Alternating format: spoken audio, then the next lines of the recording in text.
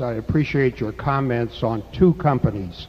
Number one, M&T Bank, a new name to that list, but not exactly a household name, at least on the West Coast. And company number two, definitely a household name, but missing from the list this year, the Walt Disney Corporation. Well, we don't comment much on our holdings, particularly as to purchases or sales, but we do have the CEO, longtime CEO of M&T here today, Bob Wilmers. Bob, would you stand up? He should be up here somewhere. There he is. Bob is a terrific businessman, a terrific banker, and a terrific citizen. I've known him a long time. Good friend of Stan Lipsey, our publisher in Buffalo. Bob runs the kind of a bank that allows Charlie and me to sleep very comfortably. Someone once said there are more banks than bankers, which is something we're thinking about a little bit. But believe me, Bob is a banker and has done a lot for Buffalo.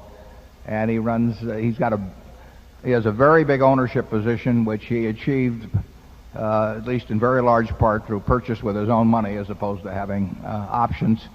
He's got one of the largest ownership positions, probably among the 100 largest banks in the United States.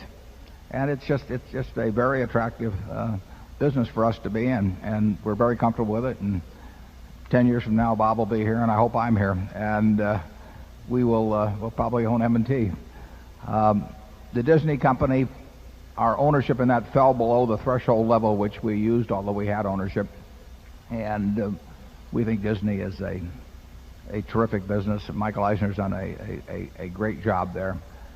We have, as we put in the annual report, we have mildly reduced equities as prices generally began to get more and more full. We do not think the general ownership of equities is going to be very exciting over the next 10 or 15 years. So we would like to buy businesses.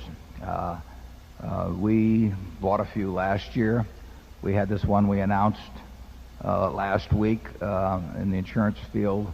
We've got another small acquisition where we've got an agreement with somebody who's very small. But we would love it if those were 10 times that size or 20 times that size, because you will see more of that relative to marketable securities as we go along. Charlie? Yeah, regarding equities generally, I think that Fortune article, which was sent out to the Berkshire shareholders this year, should be absolutely must reading for everybody. In fact, it would be a good thing to read 2 or 3 times. The ideas there sound so simple that people have the theory that they must understand it, but I think the world is more complicated than that. I think we are in for reduced expectations eventually with respect to the kind of returns people have had from investing in stocks. Do you want to offer any thoughts as to what what the corollary might be? Well, I think if you have very unreasonable expectations of life, it makes life much more miserable. Much better to get your expectations within reason. It's much easier to reduce expectations to some reasonable level than it is to get superhuman achievements. That's why my kids were almost delirious when they heard that announcement. I was going to give them $300 each, and they, do you want to be a zillionaire or whatever it was?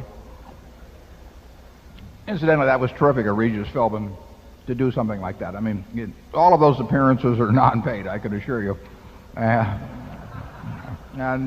Those people are good, very, very good sports, and I thank them.